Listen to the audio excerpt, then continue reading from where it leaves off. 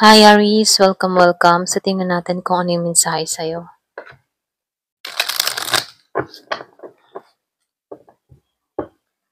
Give me the message for Aris.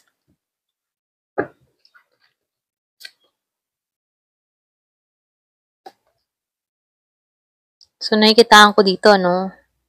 Yung iba sa inyo umaasam ka ng pagbabago. Yung matipon na gusto mo magkaroon ng bagong simula, renewal sa'yo, malaking pagbabago. Ayaw mo nang ma-stuck or pwede rin sabihin, ayaw mo ng ganitong buhay na nararanasan mo. Ayan, pasensya sa boses ko. Kasi dito, nakaranas ka dito ng betrayal yung iba sa inyo, no? Meron kang kadiling na Pisces. Meron akong nakikita dito na hindi naging patas pagdating sa relasyon. So, lumabas nga. Hindi ka masaya. Hindi ka masaya sa nangyayari sa inyong dalawa. Hindi ka masaya sa connection na to. Kung meron kang kadiling na Cancer, Pisces. Yung iba sa inyo, no? Kaya dito umasam ka ng pagbabago. Gusto mo magbago ang buhay mo. Kumaga itong tao na to nagbibigay ng pasakit sa'yo. Itong si Pisces. So, yung iba sa inyo, siya yung nagbibigay ng negative emotion mo. Negative emotion para sa'yo. So, lumalabas dito, kaya ka hindi nagiging masaya dito dahil sa tao na to. Iba sa'yo, pwedeng kaaway mo to, meron kang nakaalitan, or pwede rin merong kumukontra sa'yo, merong pumipigil sa paglago mo. Gusto mo ng pagbabago, pero dahil sa taong ito, ayaw nito na maging masaya ka. So, nakikita ko dito, yung iba sa'yong inggit. Galit siya sa mga nangyayari sa buhay mo. So, dito, kahit naman merong naiinggit nagagalit sa'yo dito or pwede rin meron ka ng kadiling dito na kontra sa mga plano mo, matatagpuan mo yung kaligayahan mo. Ito rin mensahe, no? Kung hindi to nagiging masaya sa nangyayari sa buhay mo, nakikitaan ko dito, mahanap mo yung kapayapaan mo. Iba sa inyo, hindi mo na lang to pinagtutuunan ng pansin. Importante sa'yo yung kapayapaan. So, naka-recover ka dito. Ito lang nakikita ko. Wow. So, naka-recover ka dito. Ito lang nakikita ko, no? Meron nag-intention sa'yong hindi maganda, galit sa'yo. Kasi, alam ng tao nito na meron kang kakayahan na magkaroon ng pagbabago ang buhay mo. Ito, meron ditong inggit, selos, or pwede rin sabihin na hindi siya masaya sa pagtatagumpay mo. So, nakikita ko dito, payapa ka namang tao. Naka-recover ka na sa mga ginagawa ng tao na to. Iba sa inyo, meron ako nakikitang witchcraft or pwede rin sabihin na merong voodoo-voodoo, ganyan. Naka-recover ka na dito kasi aware ka na sa taong ito. Kilala mo to mong gumagawa sa'yo ng hindi maganda. Kilala mo to nag-i-intention sa'yo dito, no? Kaya yung iba sa inyo, hindi nagiging masaya yung love life, hindi nagiging maganda yung nangyayari, parang may blockage na nagaganap sa'yo dahil dito sa taong ito. Meron nung nakikitang Pisces.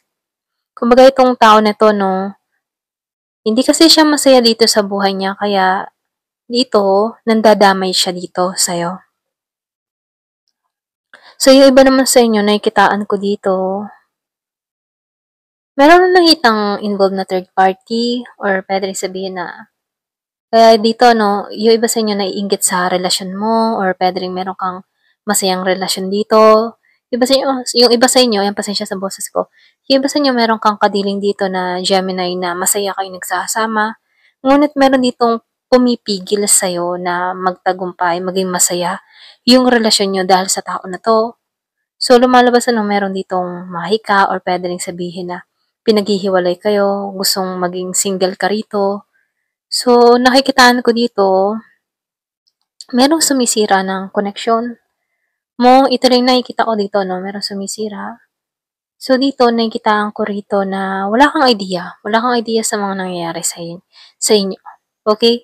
Kung sino to. Yung iba ha, yung iba. At yung iba naman sa inyo, kilala mo kung sino to. At yung iba sa inyo, wala kang idea. Yung iba naman sa inyo, aware ka. Kilala mo 'to? So, saradong isipan ng tao na 'to. Siya yung tipo ng tao na self-centered, makasarili, gusto niya kung ano yung meron ka, meron din siya. Ginagaya ka nito, ito rin yung nakikita ko 'no. Pero ganun pa man ano, kahit anong gawin ng tao na 'to, dito ka patungo sa Nine of Pentacles. Magbubunga lahat ng mga pinaghirapan mo. Aani ka ng tagumpay. Magpapatuloy ang kasaganahan sa'yo. So dito, marami kang kaalaman eh. Marami kang karunungan. Aware ka din, okay? Aware ka sa spiritual. Ito rin yung nafe-feel ko sa'yo, no?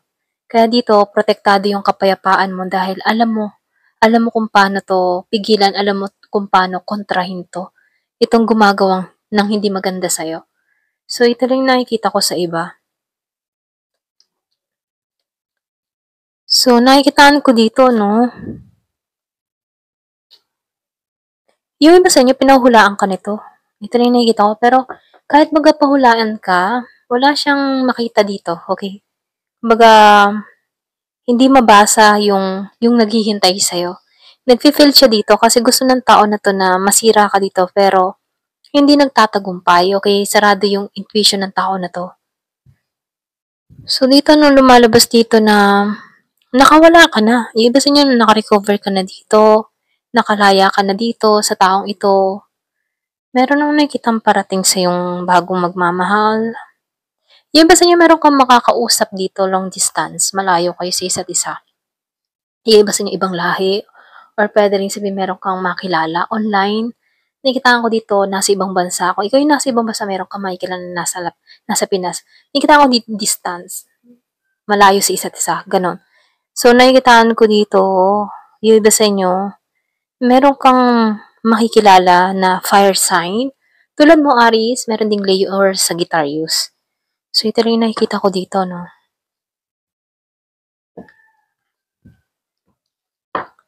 Give me the message.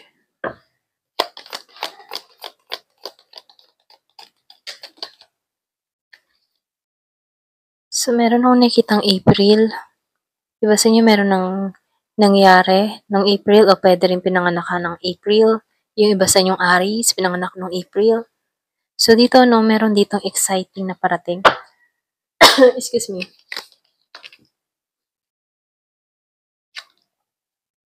So, nakikitaan ko dito, patas kang babae.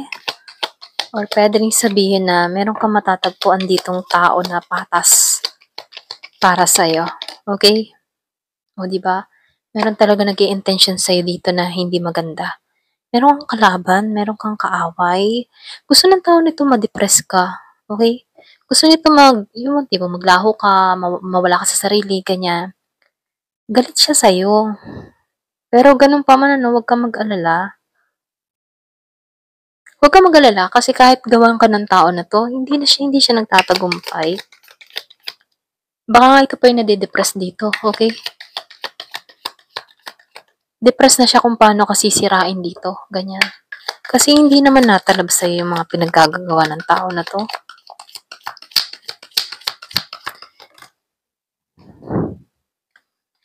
So, nakikita ko dito, pay attention to your finance. Yung iba sa inyo, pag-ingatan mo yung pera mo, kung saan mo gagastusin.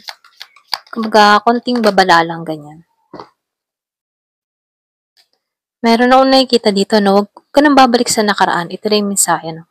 Kumbaga, nalampasan mo tong mga pagsubok na to, yung mga naranasan mo. Kumbaga, inalis ka na dyan, eh.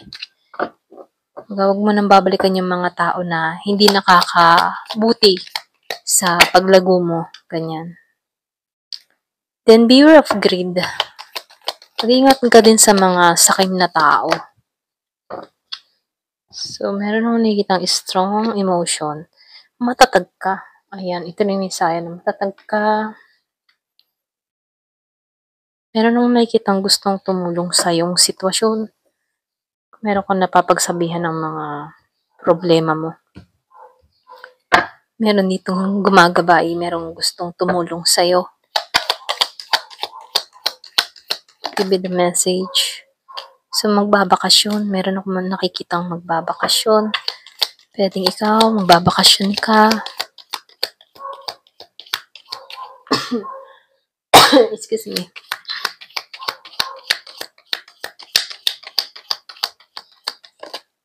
Wow, coins.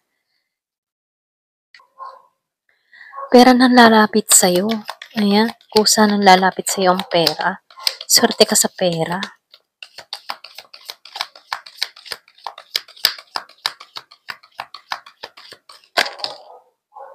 Diba? Merong papasok sa buhay mo.